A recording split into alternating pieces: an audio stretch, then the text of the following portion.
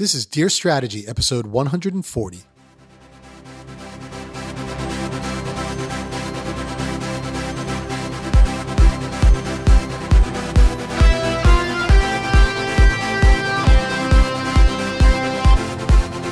Welcome to another episode of Dear Strategy, where we answer all of your questions about product, business, and personal strategy. I'm your host, Bob Caporelli, and this is episode 140. Welcome back, strategy creators, to another great episode. On today's episode, I'm going to talk about something that I read recently on social media, and I want to react to it. I'm not going to give you specific quotes or things like that because I don't think that's important. It's kind of a sentiment that I want to talk to regarding strategy. So I should start this by saying that I'm not a huge fan of social media. I think it's a tremendous distraction, right? I think it's a tremendous waste of time for most of what we do. I think it's superficial, it's pretentious, it's people bragging about themselves, making other people feel bad about themselves, which is pretty much what bragging is. Like the majority of social media, I personally can do without, to be very honest with you. But there are some, outlets that I think are valuable, and LinkedIn is one of those to a certain extent. I think it's become way too personal and way too much like Facebook or whatever else, but there is still a business element to that. And there are still people writing about business things. There are thought leaders, quote unquote, out there talking about what their feelings are on certain business subjects, and there are reactions. So as a consultant and coach and teacher, I think it's important for me to kind of see what people are thinking and feeling and what their sentiments are and things like that. So I do check LinkedIn probably more than any of the other things. I'm not very active on it because I'm not a big self-promoter, maybe to my detriment, but that's probably a story for a different podcast. In any event, I happened to be going through LinkedIn the other day, and someone that I follow and know wrote an article about strategy. And again, I'm not going to do a direct quote or tell you exactly what it is because that's not the important piece, mostly because I disagree with it, right? I don't want to be contentious. But the general thought process was that strategy is really about putting together a plan. But once you go to execute that plan, as this person, I believe, put it, all bets are off, right? And the analogy was to football, as many strategy analogies are. And, you put together a plan, you go out onto the field, and then everything changes and all bets are off. So I think the underlying message was that you have to be flexible in executing your plan. And I agree with that.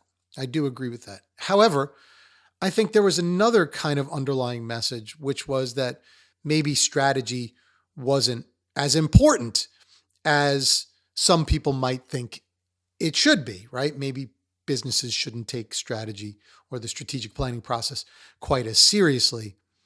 And I've heard this sentiment a lot before, and it's mostly a sentiment that is shared by people who are not inherently planners, right? That's not their natural mindset, is to be a planner. Because being a planner requires that you put time and effort and organization into thinking about what is likely to happen, thinking about what you want certain outcomes to be, and putting those things together to put a plan in place that's going to allow you to achieve your outcomes based on what you think is going to happen. So it takes work, right? It takes real work and real effort and real organization. A lot of people either don't like to do that, don't want to do that, they don't have time to do that. I mean, there's a million things that can prevent people from wanting to do that kind of work, but it does require work. So those people who don't do it or don't want to do it may be more inclined to say, well, why spend your time planning? Because you can't anticipate everything. You're never going to get it all right. So just take things as they come. Okay. So I'm here to tell you why that I don't think that's a good idea, particularly in business. And to tell you why, I'm going to relay a little story. So I'm doing some construction in my house right now, redoing some bathrooms and things like that. And it's quite the project. In fact, one might say it could be a full-time job. Like, I understand why people hire designers to help them with these types of projects. I never really kind of thought that there was any need for it because, I consider myself being able to do some of that stuff, right? So I was like, well, maybe I don't need to hire a designer. I'm going to design things the way that I want. But designers, I think, do a lot more than just designing your space. They actually, I think also, at least the good ones, become project managers as well. And boy, is there a lot to manage because the contractors are going to come in. They want all of the stuff bought and ready and purchased before they start their project. So you have to have all of your fixtures and your plumbing and your toilets and everything except the rough-in stuff pretty much in your garage or driveway before they start their work.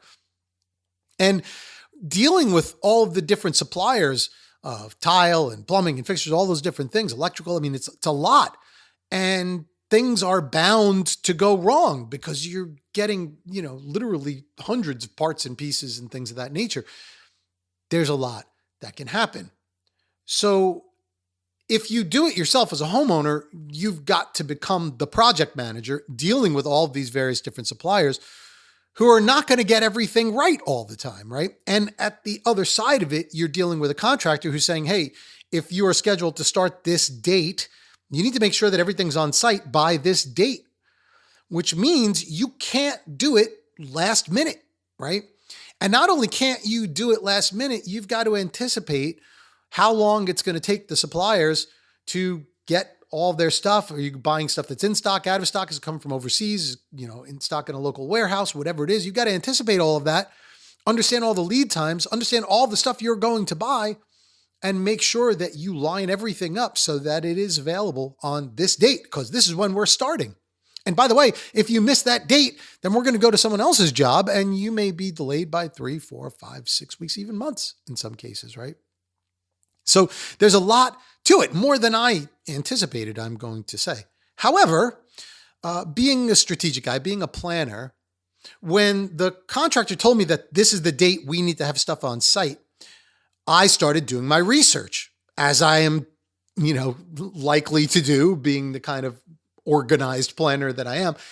And I started meeting with suppliers right away. I started, understanding kind of where should I get the plumbing, where should I get the tile, where should I get different things, lined up where I wanted to buy this stuff from, met with various different people at those stores who can help me kind of put things together. And then I started to ask the questions. How long is this going to take? How long is this going to take? How long is this going to take? All of that type of stuff. And I was able to put together a plan that allowed me to get the type of fixtures and type of design that I wanted, and that would be on site during the time frame that I needed it, right? And so I went ahead and put in the orders, did everything. But when I did that, I not only said, well, is this stuff going to be ready during this date? I also said, well, what is your experience with these particular suppliers?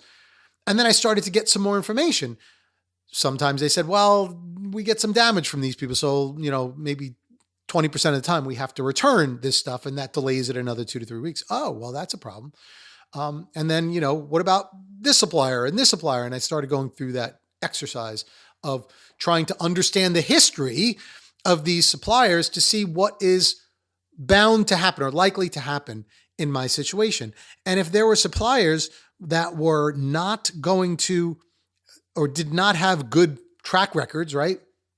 Then I knew that maybe I didn't want to order from them, or maybe I had to leave a little extra time, or maybe I had to have a backup plan. And I kind of put all that stuff in place. Now, I don't want to make it more complex than it needs to be. It's not like I put together, this elaborate strategy for ordering my bathroom, but I did put together spreadsheets. I did get all of my designs down. I did get all the lead times down. I put all this together in anticipation of what was going to happen. And then I ordered everything, and most of it was there when we needed it to be there, but some of it, as anticipated, got damaged, and the stuff that got damaged did have to be reordered. And I had enough time and cushion to do that because I had anticipated that this supplier sometimes damages materials, and so you probably want to leave an extra couple of weeks and blah, blah, blah.